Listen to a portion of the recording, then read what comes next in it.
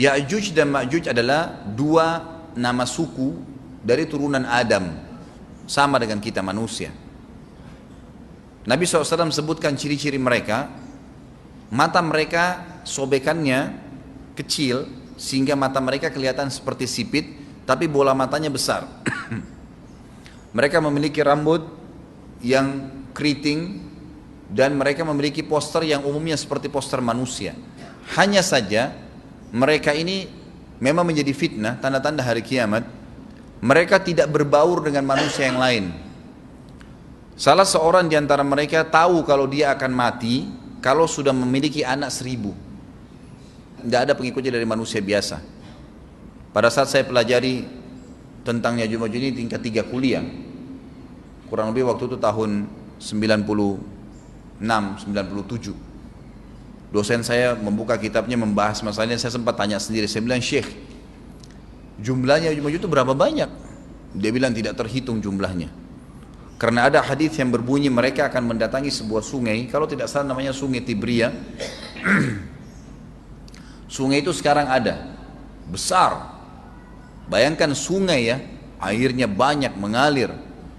Kata Nabi SAW, mereka akan mampir dan minum di situ. Mereka semua minum air sungai itu, dan yang terakhir dari mereka datang sudah nggak dapat air. Artinya air sungainya habis diminum. Bayangin berapa banyak jumlahnya tuh. Satu Jakarta aja sekarang kalau minum air sungai Ciliwung nggak habis. Mungkin nggak bakal habis kalau satu Indonesia pun minum. Bayangkan berapa banyak jumlah mereka tuh. Tidak terhitung. Nanti kan kita bacakan ayat-ayatnya tentunya. Banyak sekali ayat berhubungan dengan masalah itu.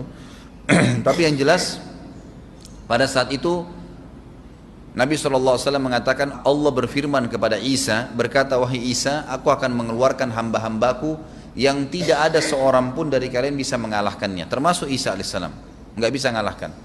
Maka selamatkanlah dirimu bersama dengan pengikut-pengikutmu ke Gunung Tur namanya. Gunung Tur ini di Palestina ya. Ini rata-rata nanti hari kiamat ini di Syam, banyak negeri Syam kita. Maka Nabi Isa pun alaihissalam menyelamatkan diri dengan pengikutnya ke Gunung Tur yang diikuti sama orang-orang yang beriman. Lalu tentu yang bisa ikut yang terjangkau pada saat itu, karena dunia sangat luas. Maka yang tidak sempat ikut dengan Nabi Isa alaihissalam, mereka dibunuh oleh Ya'juj Ma'juj. Allah subhanahu wa ta'ala memberikan ciri khas mereka, artinya cirinya mereka ini, mereka dihimpit di sebuah gunung. Di surah Al-Kahfi dijelaskan oleh Dzulkarnain. Dzulkarnain khilaf antara ahli sejarah mengatakan dia nabi atau dia orang saleh. Tapi Allahu alam, saya cenderung dengan pendapat yang mengatakan dia adalah seorang nabi. Karena Allah SWT angkat ceritanya dalam Al-Quran. Dan Allah berikan dia banyak mukjizat. Di antaranya mukjizatnya adalah menahan Ya'juj Ma'juj waktu itu ingin membuat kerusakan. Di zamannya dia dulu. Jadi memang Ya'juj Ma'juj ini ciri khasnya, kata Nabi SAW, mereka memakan apa saja. Batu. Kalau hewan-hewan itu kalah jengking sama ular, binatang-binatang buas, harimau, mereka makan semua. Jadi bukan seperti manusia normalnya. Mereka membunuh semua yang bukan seperti mereka. Mereka buat kerusakan. Sampai-sampai kata Nabi SAW tidak ada yang bisa mengalahkan mereka dan jumlah mereka sangat banyak. Salah seorang di antara mereka tahu dia akan mati kalau sudah punya 1000 anak. Dan tidak menikah dengan umumnya orang. 2 suku ini saja. Kata Nabi SAW dalam hadis Bukhari, kecelakaanlah bagi orang-orang yang ada di Jazirah Arab. Kemungkinan besar makna ini adalah tempat mereka dekat dengan Jazirah Arab.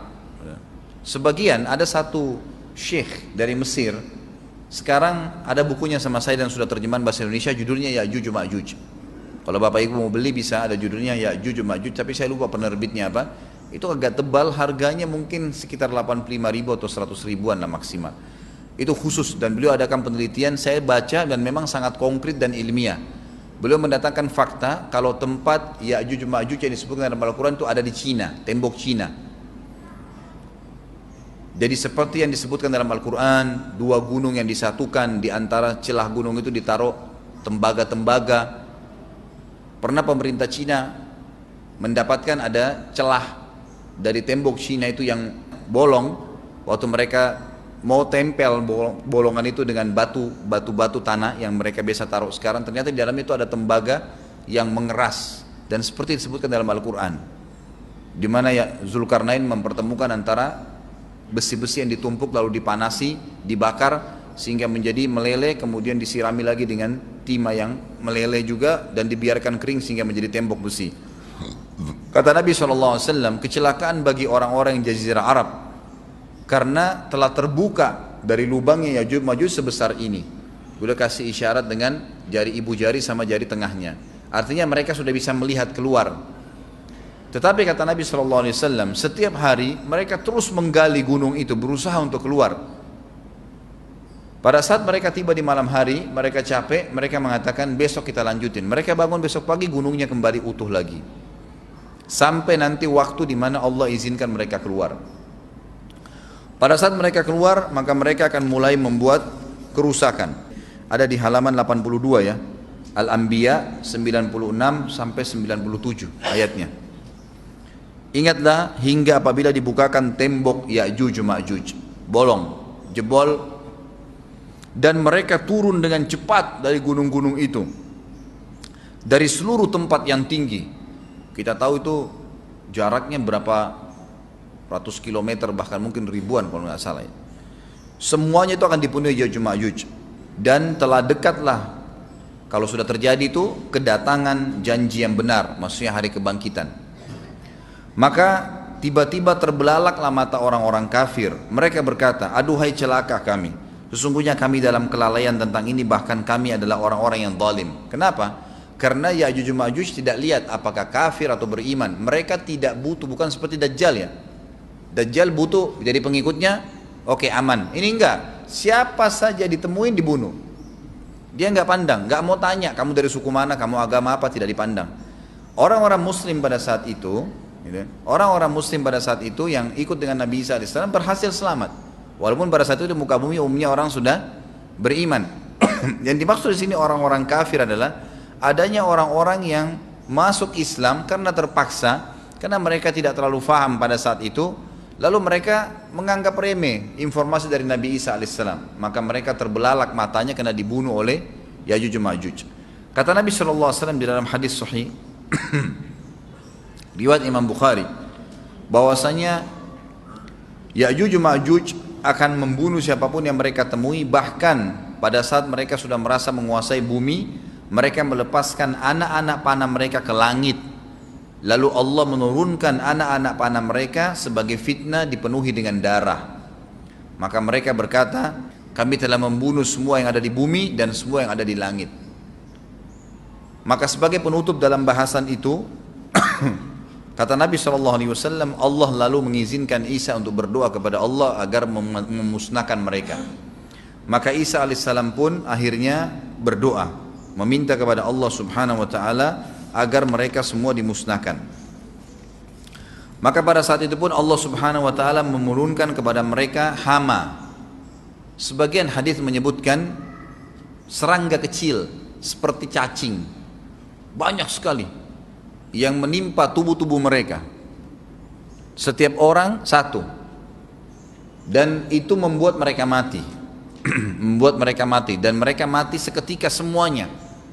Jadi secara bersamaan semuanya meninggal. Allahu a'lam waktu itu berapa ratus juta jumlah orang Ya'juj Ma'juj pada saat itu, tapi semuanya akan mati.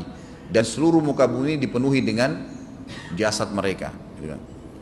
Setelah itu Nabi Isa AS pun berdoa kepada Allah Subhanahu Wa Taala agar menghilangkan jasad-jasad mereka yang baunya sudah luar biasa waktu saat itu disebutkan dalam hadis. Maka Allah Subhanahu Wa Taala mengabulkan dan mengutus dari arah barat burung-burung yang lehernya panjang dan pelatuk mulutnya besar, yang memegang setiap jasad Ya'juj diambil, diangkat, setiap orang satu burung. Bayangkan berapa banyak miliaran burung pada saat itu. Kita nggak tahu bagaimana, Allahu a'lam, tapi ini wahyu, penyampaian informasi yang pasti. Diambil, kemudian jasad-jasad mereka dilempar ke lautan. Lalu Allah SWT turunkan hujan. Pada saat turun hujan, maka hujan tersebut membersihkan semua bekas-bekas mereka, kotoran mereka, darahnya segala bersih. Maka bumi kembali subur lagi. Tapi tidak disebutkan berhubungan dengan masalah ini berapa lamakah kejadian tersebut terjadi.